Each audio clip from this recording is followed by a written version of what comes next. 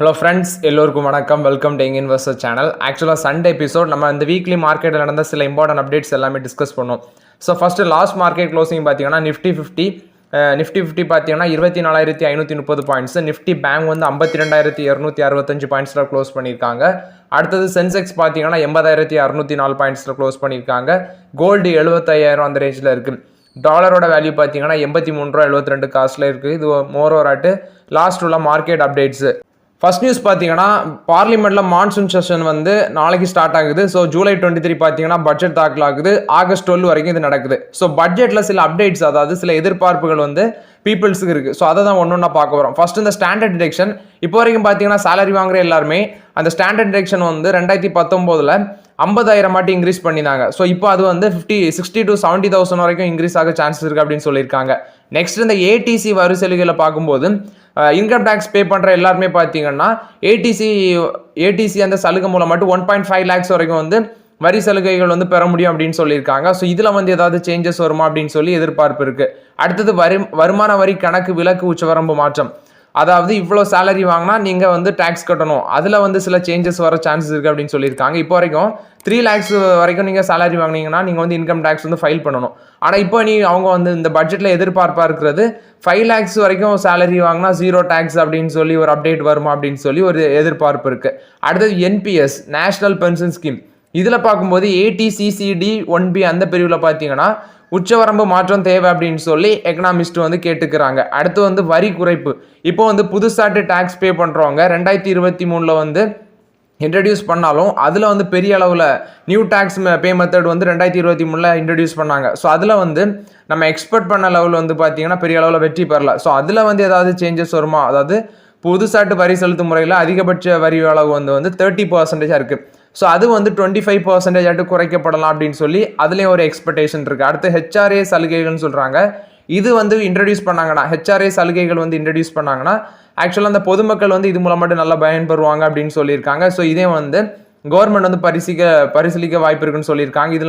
இதனால பெருநகரங்களில் வசிக்கிற மக்களுக்கும் பயனுள்ளதாக இருக்கும் அப்படின்னு சொல்லியிருக்காங்க. நெக்ஸ்ட்டு மெடிக்கல் இன்சூரன்ஸ், மருத்துவ காப்பீட்டு பிடித்தோன்னு சொல்கிறாங்க. ஸோ இதில் வந்து பார்த்தீங்கன்னா இப்போ நமக்கு வந்து மெடிக்கல் எக்ஸ்பென்சஸ் போக போக வந்து இன்க்ரீஸ் ஆகிட்டே தான் போகுது. சில புது நோய்கள்லாம் வருது. ஸோ அதுக்கு வந்து பார்த்தீங்கன்னா எல்லாருக்குமே மெடிக்கல் இன்சூரன்ஸ் ரொம்பவே தேவையாக மாறிடுச்சு இப்போ உள்ள காலகட்டத்தில். ஸோ அந்த மருத்துவ காப்பீட்டுக்கான இந்த வரி சலுகையில் வந்து விலக்கு அளித்த, அதாவது மெடிக்கல் இன்சூரன்ஸுக்கான ப்ரீமியத்துக்கான வரி சலுகை கொடுத்தாங்கன்னா அது வந்து ரொம்பவே யூஸ்ஃபுல்லாக இருக்கும் அப்படின்னு சொல்லியிருக்காங்க. இது வந்து மந்த்லி சேலரி வாங்குற பீப்புளுக்கு ரொம்பவே யூஸ்ஃபுல்லாக இருக்கும் அப்படின்னு சொல்லி இதுலேயும் ஒரு எக்ஸ்பெக்டேஷன் இருக்குது. மோர் ஆராட்டு பட்ஜெட்டில் என்ன வரும்னு சொல்லி நம்ம வந்து நாளை கழிச்சு தான் நமக்கு தெரியும். ஸோ இது வந்து பார்த்தீங்கன்னா பட்ஜெட்டை பொறுத்த வரைக்கும் ஓவரால் அப்டேட்டு. நெக்ஸ்ட் பார்த்தீங்கன்னா இந்தியன் ஆயில் கார்பரேஷனில் வந்து அப்டேட்டு. ஸோ இந்தியன் ஆயில் கார்பரேஷனோட சேர்மன் பார்த்தீங்கன்னா ஒரு அப்டேட் கொடுத்துருக்காங்க. 2047 நாங்கள் வந்து $1 trillion ரெவன்யூ அதை வந்து டார்கெட் பண்ணுறோம் அப்படின்னு சொல்கிறாங்க. மோர் ஓவராட்டு இந்தியன் ஆயில் கார்பரேஷன் பார்த்தீங்கன்னா இந்த ஃபினான்ஷியல் இயரில், லாஸ்ட் ஃபினான்ஷியல் இயர் 23-24 அந்த ஃபினான்ஷியல் இயரில் 39,619 கோடி நெட் ப்ராஃபிட் பண்ணியிருந்தாங்க. 8.66 lakh crore வந்து பார்த்தீங்கன்னா ரெவன்யூ காமிச்சிருந்தாங்க. மோர் ஓவராட்டி இப்போ அவங்க சொல்லியிருக்கிறது $1 trillion ரெவன்யூவை நோக்கி நாங்கள் வந்து பயணிக்கிறோம் 2047 அதை அட்டைன் பண்ணுவோம் அப்படின்னு சொல்லியிருக்காங்க. மோர் ஓவராட்டி இவங்க சொல்லியிருக்கிறது இவங்க ஃபோக்கஸ் பண்ணுறது traditional oil refining, fuel marketing, clean energy avenues, green hydrogen, EV charging. இவங்க வந்து இந்த இவி சார்ஜிங்லேயே பார்த்தீங்கன்னா நிறைய கம்பெனிஸ் கூட, குறிப்பாட்டு டாடா பவர், பேனசோனிக்கு, இந்த இவி சார்ஜிங் இன்ஃப்ராஸ்ட்ரக்சரில் ஹைட்ரஜன், கிரீன் ஹைட்ரஜன் ஃபோக்கஸ் பண்ணுறதுல நிறைய கம்பெனிஸ் கூட வந்து ஜாயின்ட் வெஞ்சர் மூலமாகவோ பார்ட்னர்ஷிப் மூலமாட்டும் பார்த்தீங்கன்னா இவங்க பிஸ்னஸ் ரன் பண்ணிட்டு தான் இருக்கிறாங்க. இந்தியன் ஆயில் கார்பரேஷனோட ஷேர் ப்ரைஸ் 170 அந்த ரேஞ்சிலலாம் இருக்குது. இப்போதைக்கு என்ட்ரி கொடுக்க வேண்டாம். அவங்களோட ரிசல்ட்ஸ் ப்ளஸ் வந்து பட்ஜெட்டை நம்ம எதிர்பார்த்துட்டு நம்ம உள்ள அந்த இந்தியன் ஆயில் கார்பரேஷனுக்குள்ள என்ட்ரி கொடுக்கலாங்கிறது என்னோட ஒப்பீனியன். இது இந்தியன் ஆயில் கார்பரேஷனில் வந்து one of the positive update. Next பார்த்தீங்கன்னா ஆட்டோமோட்டிவ் கம்பெனிஸில் வந்து update. First Tata motors Maruti ஸ்விஃப்ட்டில் வந்து அப்டேட்டு. ஃபஸ்ட்டு பார்த்தீங்கன்னா இவங்க டாடா மோட்டர்ஸோட டாடா பஞ்ச் வந்து மாருதி ஸ்விஃப்ட்டை வந்து ஜூன் மந்த் சேல்ஸில் வந்து ஓவர்டேக் பண்ணியிருக்காங்க அப்படின்னு சொல்லியிருக்காங்க. ஸோ ஸ்விஃப்ட்டோட சேல்ஸ் பார்த்தீங்கன்னா 16,422 யூனிட் சேல் ஆயிருக்கு ஜூன் 2024. இது மந்த் ஆன் மந்த் பேசிஸில் 16% ட்ராப் ஆயிருக்கு. மோர் ஓவர் அந்த பொசிஷன் எடுத்து பார்க்கும்போது டாடா பஞ்ச் பார்த்தீங்கன்னா 18,238 வெஹிக்கிள்ஸ் வந்து சேல் ஆகி இவங்க வந்து மாருதி சுசுகியோட ஸ்விஃப்ட் மாடல் வந்து ஓவர்டேக் பண்ணியிருக்காங்க. ஸோ ஸ்விஃப்ட்டை வந்து செகண்ட் பிளேஸ்க்கு மூவ் பண்ணியிருக்காங்க. கரெக்டாக பார்த்தீங்கன்னா அடுத்த தேர்ட் பிளேஸில் இருக்குது. கரெக்டாக 16,893 கார் விற்றுருக்காங்க. மாருதி சுசுகியோட எர்டிகா வந்து 17,902 யூனிட்ஸும், மாருதி சுசுகியோட பலினோ வந்து 14,895, மாருதி சுசுகியோட வேகனார் வந்து 13,790, மாருதி சுகியோட டிசைர் பார்த்தீங்கன்னா 13,421 கார்ஸும், மாருதி சுகியோட பிரெஸ்ஸா பார்த்தீங்கன்னா 13,172 கார்ஸ் சேல் ஆயிருக்குன்னு சொல்லியிருக்காங்க. மஹேந்திராவோட ஸ்கார்பியோ 12,307 யூனிட்ஸ், டாடா நெக்ஸான் பார்த்தீங்கன்னா 12,066 கார் சேல் ஆயிருக்கு இந்த ஜூன் 2024ன்னு சொல்லியிருக்காங்க. ஸோ டாடா பஞ்ச் பார்த்தீங்கன்னா மாருதி சுகியோட ஸ்விஃப்ட்டை ஓவர்டேக் பண்ணி ஃபர்ஸ்ட் பிளேஸுக்கு வந்திருக்காங்க. இது ஃபர்ஸ்ட் அப்டேட்டு. நெக்ஸ்ட் பார்த்தீங்கன்னா மாருதி சுகியோட கிராண்ட் விட்டாரால வந்த அப்டேட். இவங்க பார்த்தீங்கன்னா லெஸ் தேன் 2 இயர்ஸில் 2 lakh யூனிட்ஸ்க்கு மேலே கார் சேல் பண்ணியிருக்காங்க அப்படின்னு சொல்லியிருக்காங்க. மோரோராட் இதில் பார்க்க வேண்டியது ஹியூண்டாயோட கிரெட்டா பார்த்தீங்கன்னா, அதாவது கிராண்ட் விட்டாரா வந்து 1 lakh யூனிட்ஸ் வந்து ஃபர்ஸ்ட் இயரில் சேல் பண்ணியிருந்தாங்க. ஸோ அது செகண்ட் இயரில் வந்து ஜஸ்ட் 10 monthsல பார்த்தீங்கன்னா இப்போ அந்த செகண்ட் லேக் அப்படிங்கிற, அதாவது 2 lakh அப்படிங்கிற ஒரு மார்க்கை வந்து டச் பண்ணியிருக்காங்க. மோரோராட் இவங்க செப்டம்பர் 26, 2022 அந்த காலகட்டத்தில் அந்த கிராண்ட் விட்டாரா வந்து லான்ச் பண்ணுறாங்க மாருதி சுசுகி. ஸோ அந்த காலகட்டத்தில் வந்து இப்போ பார்த்தீங்கன்னா லெஸ் தேன் கிட்டத்தட்ட வந்து பார்த்தீங்கன்னா ஒரு 22 monthsல வந்து இவங்க 2 lakh யூனிட் சேல்ஸ் வந்து அட்டைன் பண்ணியிருக்காங்க. ஜூன் வரைக்கும் உள்ள டேட்டா படி பார்க்கும்போது இவங்க 1,99,550 யூனிட்ஸ் வந்து சேல் பண்ணியிருக்காங்க. ஸோ மோரோராட் இப்போ ஜூலையில் வந்து அவங்க சேல் பண்ணியிருப்பாங்க. ஸோ அந்த 2 lakhs அப்படிங்கிற மார்க்கை வந்து டச் பண்ணியிருக்காங்க. லெஸ் தேன் 2 இயர்ஸில் வந்து 2 lakhs யூனிட்ஸ் வந்து சேல் பண்ணியிருக்காங்க மாருதி சுசுகியோட கிராண்ட் விட்டாரா மாடல்.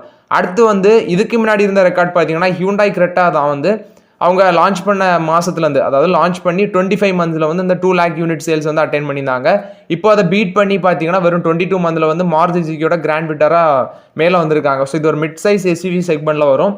அது மட்டும் இல்லாமல் இவங்க பார்த்தீங்கன்னா லான்ச் பண்ணதுலேருந்து 3 வாட்டி பார்த்தீங்கன்னா அந்த காரில் சில ப்ராப்ளம்ஸ் இருக்குன்னு சொல்லி ரீகால்லாம் பண்ணியிருக்காங்கன்னு சொல்லியிருக்காங்க. இது கிராண்ட் விட்டாராவை பொறுத்த வரைக்கும் அப்டேட்டு. நெக்ஸ்ட் பார்த்தீங்கன்னா பேடிஎம்மோட பேரண்ட் கம்பெனி தான் 197 கம்யூனிகேஷன். இந்த நிறுவனத்துக்கு பார்த்தீங்கன்னா இப்போ செபி வந்து ஒரு இன்வெஸ்டிகேட்டிவ் நோட்டீஸ், அதாவது ஒரு வார்னிங் நோட்டீஸ் வந்து கொடுத்துருக்காங்க. ஸோ அந்த நோட்டீஸ் பார்த்தீங்கன்னா எதுக்கு கொடுத்துருக்காங்கன்னா, பேடிஎம் நிறுவனம் வந்து பார்த்தீங்கன்னா இப்போ அந்த பேடிஎம் கம்பெனியில் பேடிஎம் பேமெண்ட் பேங்க்னு ஒன்று இருக்குது, அதை வந்து பார்த்தீங்கன்னா இப்போ முடக்கி வச்சிருக்காங்க. ஸோ அந்த பேடிஎம் பேமெண்ட் பேங்குக்கும் பேடிஎம்முக்கும் சில டிரான்சாக்ஷன் நடந்திருக்கு. 2021 to 22 ஃபினான்ஷியல் இயரில் பார்த்தீங்கன்னா சில டிரான்சாக்ஷன் நடந்திருக்கு. ஸோ அதில் எதுவும் விதிமீறல் நடந்திருக்கா, அதாவது தணிக்கை குழு அல்லது வந்து ஷேர் ஹோல்டர்ஸ் இவங்களோட கருத்தை கேட்காமலே அது வந்து நடந்திருக்கு, அவங்களுக்கு தெரியாமல் அந்த டிரான்சாக்ஷன் நடந்திருக்கு அப்படின்னு சொல்லி செபி வந்து பார்த்தீங்கன்னா இன்வெஸ்டிகேஷன் பண்ணிட்டு தான் அந்த நோட்டீஸை இஷ்யூ பண்ணியிருக்காங்க அப்படின்னு சொல்லியிருக்காங்க. ஸோ இது வந்து பார்த்தீங்கன்னா 2 டிரான்சாக்ஷன் நடந்திருக்கு. அவங்க சந்தேகப்படுறது 2 டிரான்சாக்ஷன் நடந்திருக்கு. ஒன்று 324 கோடி ரூபா ஒருத்துள்ள டிரான்சாக்ஷன், இன்னொன்று 36 கோடி ஒருத்துள்ள டிரான்சாக்ஷன் நடந்திருக்குன்னு சொல்லியிருக்காங்க 2021 to 22. இது அவங்க மெயினாக செபி சொல்கிறது தணிக்கைக்குழு ப்ளஸ் வந்து ஷேர் ஹோல்டர்ஸ் இவங்களுக்கு தெரியாமல் நடந்திருக்க வாய்ப்பு இருக்குன்னு சொல்லியிருக்காங்க. ஸோ இவங்க சொன்ன குற்றச்சாட்டுகளை பார்த்தீங்கன்னா செபி தீவிரமாட்டு கருத்தில் கொண்டு தான் அதை வந்து மறுபடியும் இவங்க வந்து சில ஆக்ஷன் எடுக்கணும்னு சொல்லி இந்த பேடிஎம் நிறுவனத்துக்கு அந்த நோட்டீஸை இஷ்யூ பண்ணுறாங்க. இந்த லெட்டரை குறித்து பேடிஎம் என்ன சொல்கிறாங்கன்னா, இந்த வார்னிங் லெட்டர் குறித்து பேடிஎம் என்ன சொல்கிறாங்கன்னா, இதனால இந்த லெட்டர்னால வந்து பார்த்தீங்கன்னா எங்களோட அந்த ஃபினான்ஷியல் சர்வீஸ் ஒர்க் வந்து பாதிக்கப்படக்கூடாது. ஸோ இதனால வந்து பேடிஎம் நிறுவனம் வந்து பார்த்தீங்கன்னா இந்த மாதிரி சம்பவம் வந்து பேடிஎம் நிறுவனம் வருங்காலத்தில் நடக்காது அப்படின்னு சொல்லி நாங்கள் வந்து பார்த்துக்குறோம் அப்படின்னு சொல்லியிருக்காங்க. அது மட்டும் இல்லாமல் ஒரு டிரான்ஸ்பரன்சி பிலிவ்னஸ் உள்ள ஒரு நம்பிக்கை நிலைநாட்டும் அப்படின்னு சொல்லியிருக்காங்க அந்த கம்பெனி. ஸோ இனி வந்து பார்த்தீங்கன்னா ஒரு ஓப்பன் ஸ்டேட்மெண்ட் ஆட்டு செபிக்கு வந்து நாங்கள் பதில் கொடுப்போம் அப்படின்னு சொல்லியிருக்காங்க. இது மோரோராட்டு பேடிஎம்மை பொறுத்த வரைக்கும் அப்டேட்டு.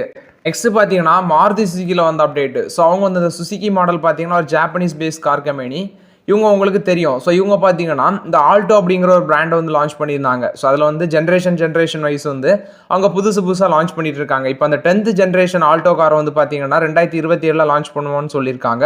மோரோராட் இந்த கார் வந்து 100 கிலோகிராம் பார்த்தீங்கன்னா வெயிட் வந்து கம்மி பண்ணி லான்ச் பண்ணோம் அப்படின்னு சொல்லியிருக்காங்க. இந்த ஆல்டோ காரோட 10th ஜென்ரேஷன் ஆல்டோ காரோட வெயிட்டு 100 கிலோ வரைக்கும் கம்மி பண்ணும் அப்படின்னு சொல்லியிருக்காங்க. ஸோ அவுட் கோயிங் மாடல் வந்து இப்போ பார்க்கும்போது 680 கிலோகிராமாக இருக்குன்னா அது வந்து இனி அவங்க கொண்டு வரது 578 கிலோகிராமாக இருக்கும் அப்படின்னு சொல்லியிருக்காங்க. அந்த ஆல்டோ காரு புதுசாக வர்றது இனி 578 கிலோவாக இருக்கும்னு சொல்லியிருக்காங்க. ஸோ இதில் வந்து அவங்க வந்து காரோட வெயிட்டை குறைச்சாலுமே இப்போ அந்த ஸ்விஃப்ட் காரில் இருக்கிற இசட்டோல் இன்ஜின்லாம் பார்த்தீங்கன்னா இதில் வந்து பொறுத்த வாய்ப்பு இருக்குது.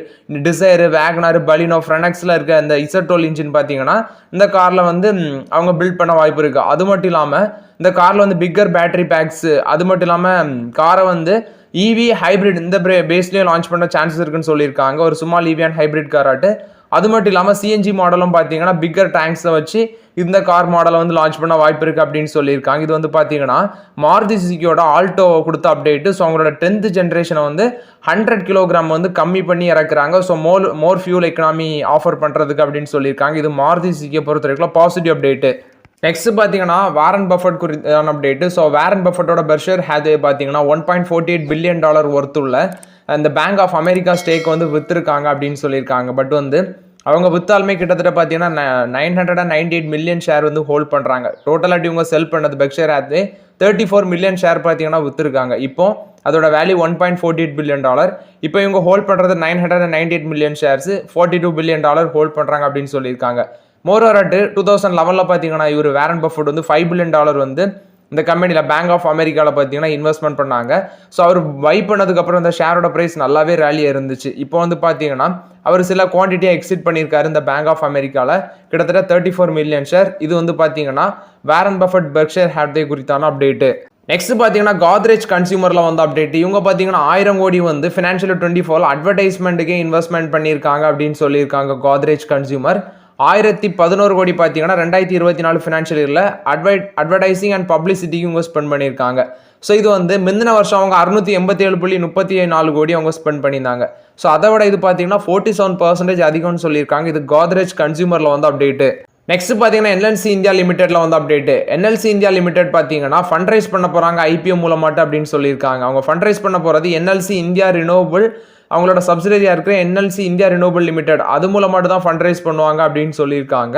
So next financial year first குவார்ட்டரில் வந்து ஐபிஓ மூலமாட்டு ஃபண்ட் ரைஸ் பண்ண வாய்ப்பு இருக்கு, அவங்களோட கிளீன் எனர்ஜி எக்ஸ்பென்ஷனுக்கு வேண்டி அப்படின்னு சொல்லியிருக்காங்க. ஸோ அந்த கம்பெனியோட சிஎம்டி என்ன சொல்லியிருக்காருன்னா, அவங்களோட ரினூவபிள் எனர்ஜி கெப்பாசிட்டியை 2030க்குள்ள 1.4 ஜிகாவாட்லேருந்து 6 ஜிகாவாட்டாட்டு இன்க்ரீஸ் பண்ண எய்மில் இருக்காங்க அப்படின்னு சொல்லியிருக்காங்க. ஸோ மோரோவர் அட் அவங்களோட க்ளீன் எனர்ஜி எக்ஸ்பென்ஷனுக்கு வேண்டி என்எல்சி இந்தியா ரினூவபிள்ஸ் லிமிடெட், அவங்களோட ஹோலி ஒன் சப்சிடரி, அது மூலமாட்டு ஃபண்ட் ரைஸ் பண்ண சான்சஸ் இருக்குன்னு சொல்லியிருக்காங்க. ஸோ அதுக்கு வேண்டி கவர்மெண்ட் ஆஃப் இந்தியாட்ட அவங்க சில பேச்சுவார்த்தை நடத்திட்டு இருக்கிறாங்க. ஸோ இது வந்து பார்த்தீங்கன்னா என்எல்சி இந்தியா லிக்னைட்லேருந்து பவர் ப்ரொடியூசர் பண்ணுற கம்பெனி. என்எல்சி இந்தியாவை பொறுத்த வரைக்கும் அப்டேட்டு ஐபிஓ வர போகிறாங்களா நெக்ஸ்ட் ஃபினான்ஷியல் இயர் ஃபர்ஸ்ட் குவார்ட்டரில். ஸோ ஓகே ஃப்ரெண்ட்ஸ், ஆக்சுவலாக அந்த வீடியோவில் சில இம்பார்ட்டன்ட் அப்டேட்ஸ் எல்லாமே டிஸ்கஸ் பண்ணோம். அந்த வீடியோ உங்களுக்கு பயனுள்ளதாக இருந்துச்சுன்னா லைக் பண்ணுங்கள், சப்ஸ்கிரைப் பண்ணுங்கள், கமெண்ட் பண்ணுங்கள். Okay friends, thank you.